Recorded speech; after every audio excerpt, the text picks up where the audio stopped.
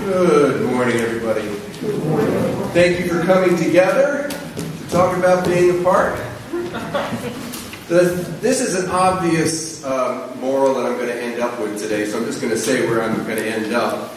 Sometimes we need to be together, and sometimes we need to be alone. Ethical culture celebrates this dual quality of being human. We celebrate coming together every week because it's important that we develop our ethical relationships, but we also honor the inherent worth of every individual in this room and every individual in the world, their independence, their free thought. This balance is something that is part of a good life. And extroverts and introverts may want a different amount of each. I'm not going to go into that today, but I think we can agree that sometimes we do need to be alone, even when we're together. And I'll say more about that at the conclusion. But another caveat I want to offer is that today I'm talking about intentional solitude, sort of the art of being alone as a way to be more fulfilled. And many people live lives that are more solitary than they might wish due to circumstances. They may not have the same chance to have as many close relationships, but they come to the Ethical Society to build those relationships, and that's what gives me so much joy being here. So this is what I'm going to say now, 1, 2, 3. First, I'm going to explore why in Western culture, recently, really in the last half century, we've really emphasized relationships and not given enough room to the idea of being alone. Then I'm going to explore a few more themes about relationships and solitude in our culture. And then I will end with 4 ways intentional solitude can help us grow. And they'll be involved with self-knowledge, creativity, spirituality, and ethics. So these are 4 areas that I think solitude can help us grow in: self-knowledge, creativity, spirituality, and ethics. Okay, now, we idolize relationships a lot in this culture. We always say humans are social creatures, and we do seem inherently driven to be together, to form groups. But a lot of this came out of psychology in the 1950s and 60s, when we promoted this aspect of our personality. A British psychologist, John Bowlby, developed his attachment theory of psychology. I'm not a psychologist, I don't play one on TV, but I do understand this one because he was greatly influenced by naturalists Konrad Lorenz and Nico Tinbergen, who studied animal behavior and emphasized the importance of attachment between young animals and their parents, and how that, and also bonding in other ways and group behavior, how important that is. And so many therapists began to really focus in on the idea that psychological struggles, whether that's separation anxiety or deeper psychoses of some sort, are often the result of insufficient or unhealthy relationships. Bowlby wrote, "Intimate attachments to other human beings are the hub around which a person's life revolves. Not only when he is an infant or a toddler or school child, but throughout his adolescence into his years of maturity as well and on into old age. From these intimate attachments, a person draws his strength and enjoyment of life, and through what he contributes, he gives strength and enjoyment to others." I believe that's all true, very much so. But culture began to see the desire to be alone as problematic. It began to be seen as a sign of pathology, really, when urban life began to dominate American culture. For example, I read somewhere where the term spinster, how many of you think of this as a negative term? Raise your hand if you think of spinster as a negative term. How many think of it as a positive term? Yeah, okay. Well, when it first came out, it really only meant someone who spins well. And that was a respectable and necessary part of rural economies that were open to women who became widowed. So it was an important aspect of society. But now it means a cranky, unpleasant older person. I also saw that hermit evolved over centuries, where at one point it really meant a noble monk trying to achieve communion with God, but now it means sort of the bearded, dirty cave dweller, a hermit. So in books and novels, you see this as well. People who live alone, especially if people don't know them well, are seen as odd or frightening or a threat. Think Miss Havisham, or Camus Rousseau, or Boo Radley, or Elizabeth Salander of the Dragon Tattoo series, or The Grinch That Stole Christmas. People say, what's wrong with those people? They must be wounded or broken or dangerous. And so these people hide from society because that's how we greet them. And their seclusion can only increase the visions of them being negative in some way. Now, I did wonder whether our fear of loners culturally is related to our fear of being alone. When I was a very young child, I remember thinking that hell might be being alone for eternity, with nothing but my own thoughts to keep me occupied. And I think our punitive criminal justice system sees being alone as punishment, because we still use solitary confinement as punishment, even though experts know that it's the equivalent of torture.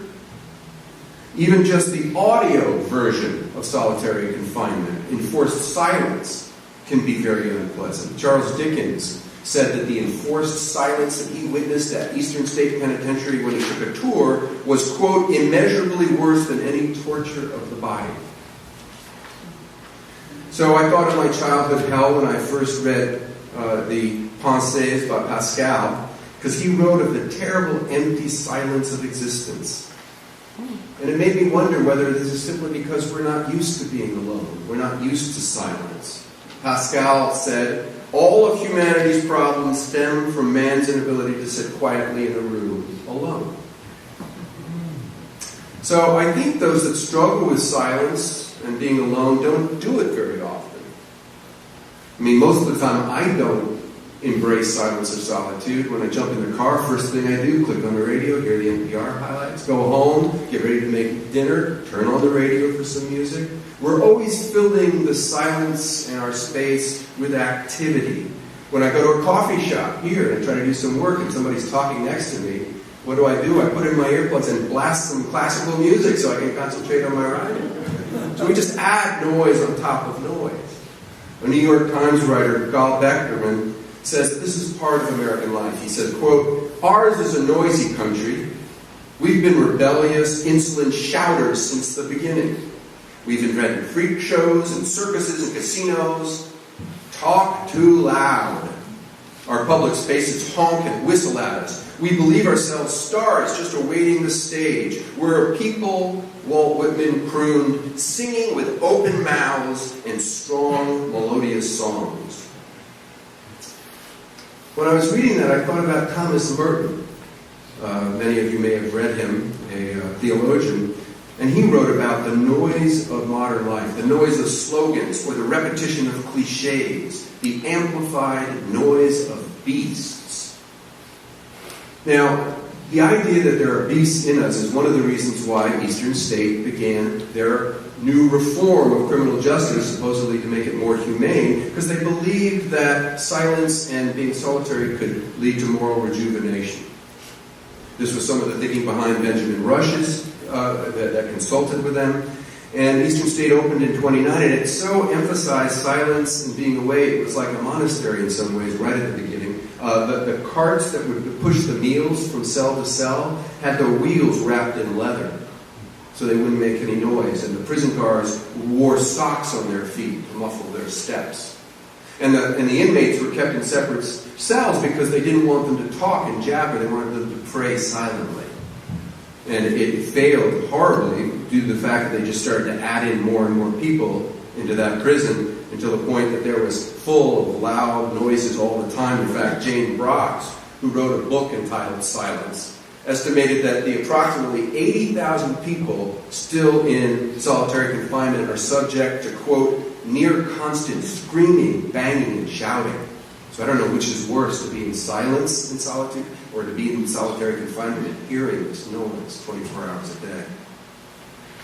Now, many of us, with the liberty to be where we want, have not really conditioned ourselves to being anywhere but a stimulated environment with noise and gadgets. We're in constant communication with people. We've substituted these shallow virtual relationships for real deep one-to-one and personal connections.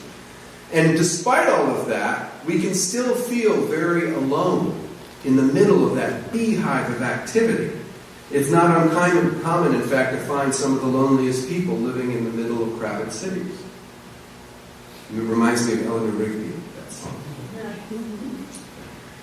Now, that's a reminder to us that solitude is not the same as loneliness.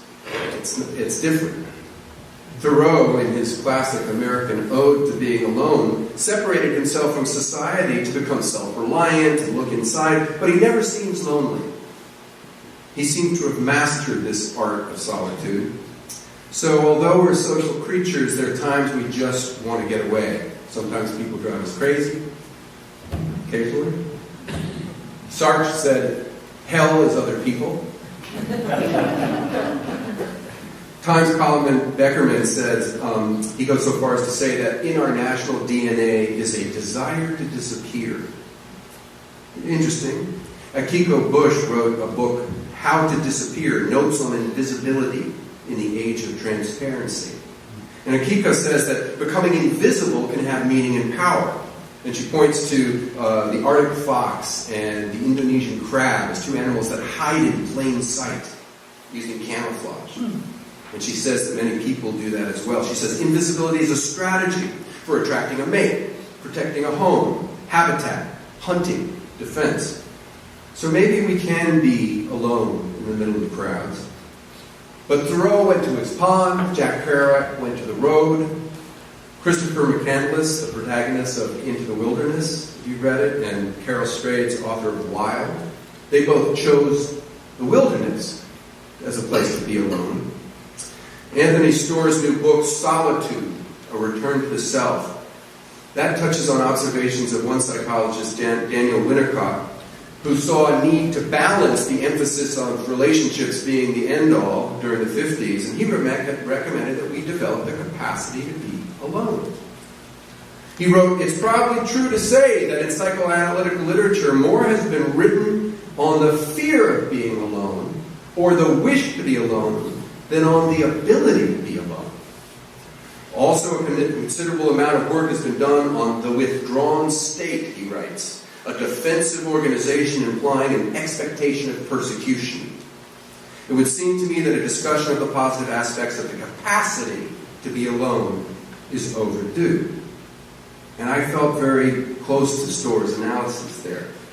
So, for the rest of my talk, I want to focus on these four areas where I think solitude can help us. And I drew from, actually there's the handout that's out there that gives some of these sources if you want to go read them, but a Boston Globe article by Leon Ekfa was very useful. She cites studies at Harvard and MIT and Chicago and UMass, all focusing on this, and a report that came out of the UMass study called Solitude and Exploration of Being Alone by Long and Averill.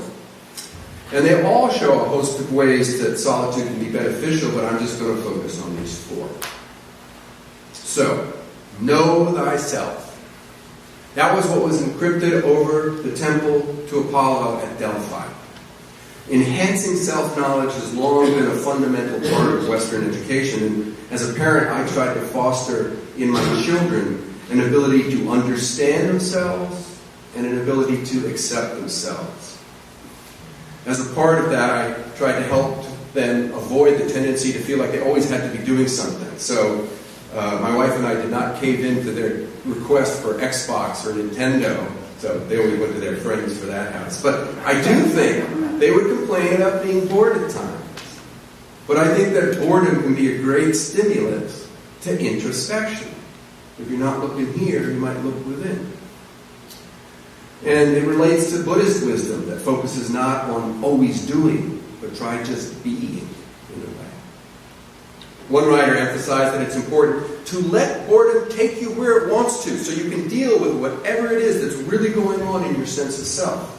That's where you'll hear yourself think, and that's when you'll learn to engage the parts of you that are masked by distraction. I think a lot of us do that. We distract ourselves so we don't have to deal with some of the tough stuff that we should deal with. As an adult, I appreciated this approach to solitude to help my inner work, and I sometimes did that on my own and sometimes with a therapist, but in that setting, the therapist was totally silent. It really reflected my solitude back to myself and helped me do that work that I had to do. And without that space of being alone, it's hard to do that self-work that helps you grow emotionally and personally. Storr explained the path to self-realization like this. He said, "It appears, therefore, that some development of the capacity to be alone is necessary. if the brain is to function at its best, and if the individual is to fulfill his highest potential. Human beings easily become alienated from their own deepest needs and feelings. Learning, thinking, innovation, and maintaining contact with one's own inner world are all facilitated by solitude. Wendell Berry, a favorite poet of mine, said, "I am reduced to my irreducible self when he is alone." So there's a quiet psychological solitude that mindfulness can grow in. I've talked about mindfulness often here. Marilyn Robinson, who's a writer who actually calls herself a solitary, she promotes self-knowledge. She said, "The absolute discovery we make is that we are radically solitary. This relationship is essential, indestructible, primary. With practice, we can learn to tune into our inner voice, as if, one blogger puts it, as if we're tuning into a radio frequency."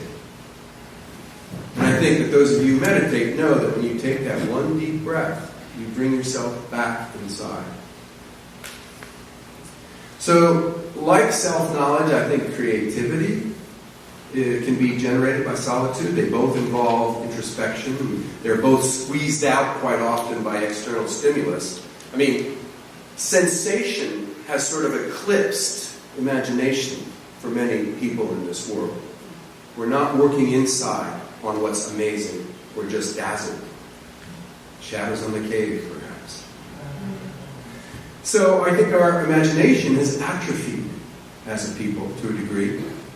Children are handed these prepackaged entertainment machines, and they don't complain about being bored, and they get busy, and maybe there are other things that are good, but I don't think they're as likely to develop original, unique thinking.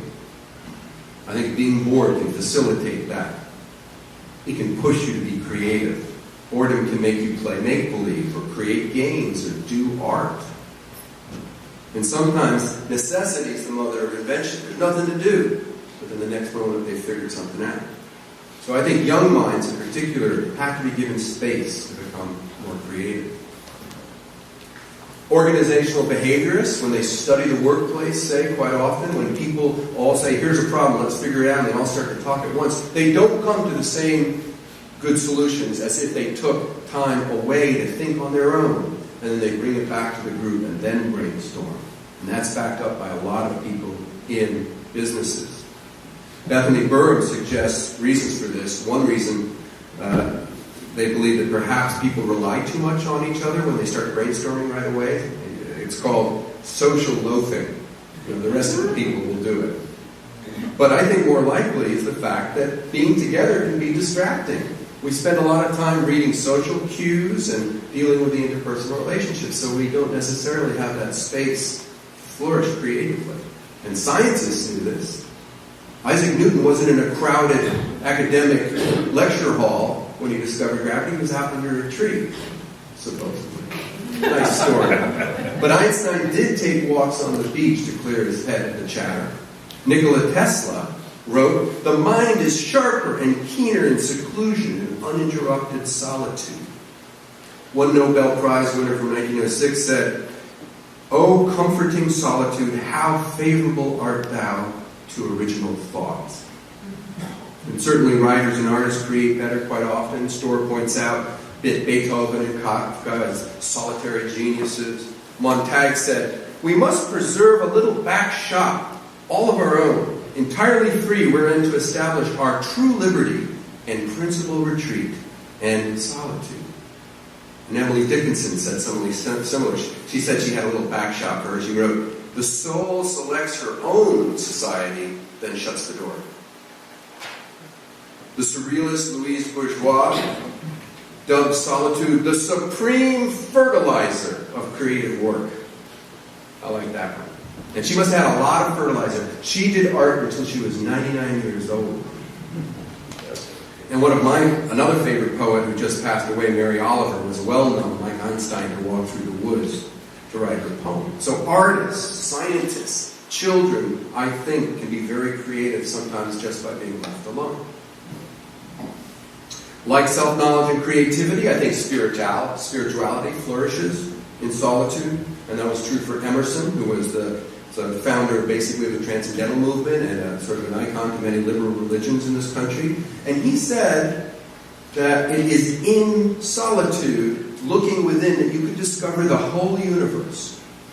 Look within and you'll find that connection to something greater, which is part of almost all spiritual traditions, can be paradoxically at the heart of American individualism.